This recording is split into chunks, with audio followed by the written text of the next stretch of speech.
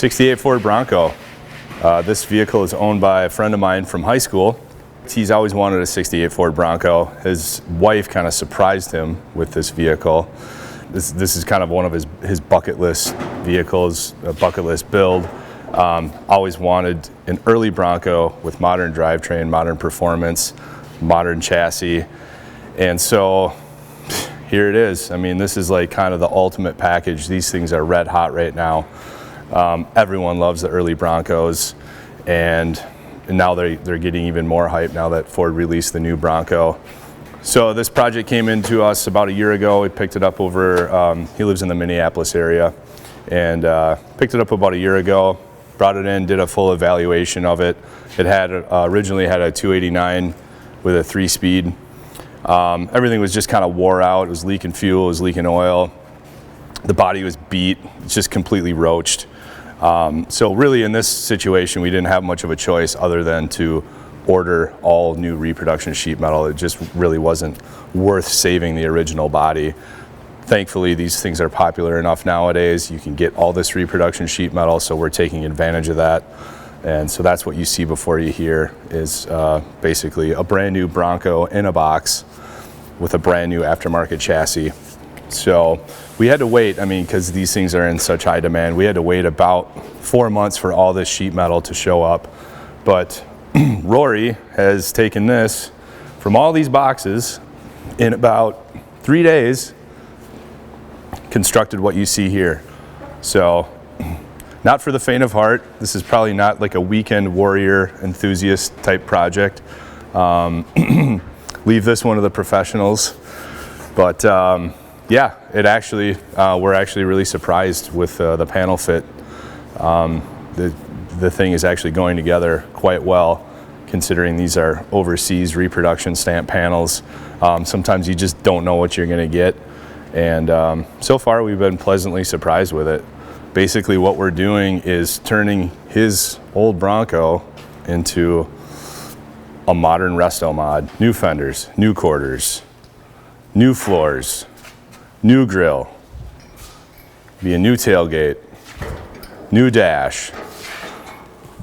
And what you can't see really all that well right now is it's sitting on a Kinser chassis. And Kinser makes, in my opinion, the nicest aftermarket chassis available for these early Broncos. And this one is their Freeway series, and it's completely set up with, it comes with a fuel system, it comes with a brake system, it comes with a nice upgraded steering and suspension package, it comes with Wilwood disc brakes. We source the Method wheels and the BFG off-road tires. So if he does want to take this thing off-road, it's totally ready to do that. And then, most importantly, the drivetrain package. This is a Gen 3 Coyote 5-liter Ford Performance crate engine. And we spec'd this one with a 10-speed automatic overdrive. So that way it's super user-friendly. You just drop it and drive, go. It is also mated to an Atlas II transfer case, so we'll have high and low range. If he doesn't want to get out in the woods and kind of, you know, do some trail driving with it and have a little fun with it, it's more than capable of doing some rock crawling or, you know, going through mud, whatever you want to throw at it, basically, it's ready to roll. So what we're doing right now is the process of fitting all the aftermarket sheet metal to the vehicle. And so far, pretty decent, right? I mean, yeah, overall fit. Pretty well. A few adjustments here and there. A little grinding, a little cutting, but yeah, exactly. For being all aftermarket, it's not bad. The benefit to doing it the way that we're doing it here versus buying, because you can buy these bodies pre-assembled, but you kind of get what you get. It's already welded together, and you have to just deal with their panel gaps, their door to quarter and their door to fender gaps. Whereas we have the benefit to actually gap the panels, set everything where we want it.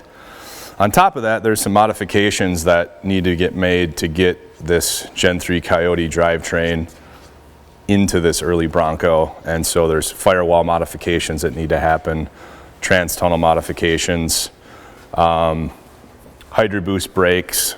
That takes up a fair amount of room, and this engine bay is already a little cramped. These things were pretty tight to begin with, and those Gen 3 Coyotes are large, wide motors. It does amazingly fit, actually. Pretty decent. It actually fits very well. Yeah, we're actually really surprised how nice everything fits in there. But, you know, that's the other benefit of being able to build, as we call it, build a Bronco out of a box,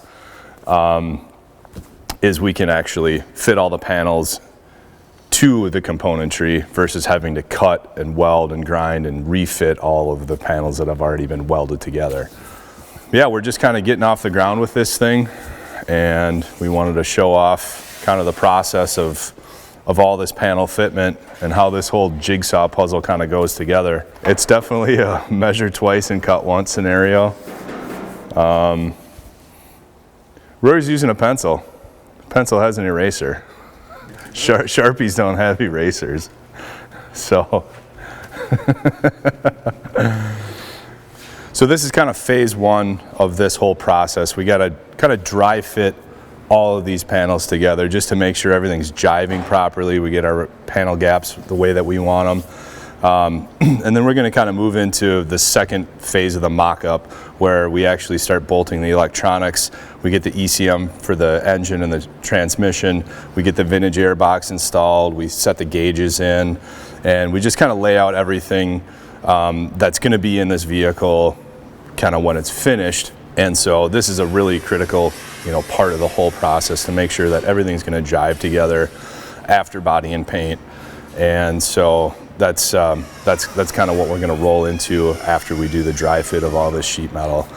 So as you can see, everything's just kind of wide open. We can lay everything out where we want it. And so the next time you see this vehicle, it'll probably have, you know, the seats, the roll bar, the gauges, the dash, the pedals, the steering column, all the wiring and the accessories bolted in this thing. And then after that, we blow it apart, body and paint, and then put it together for the last time at final assembly. So stay tuned.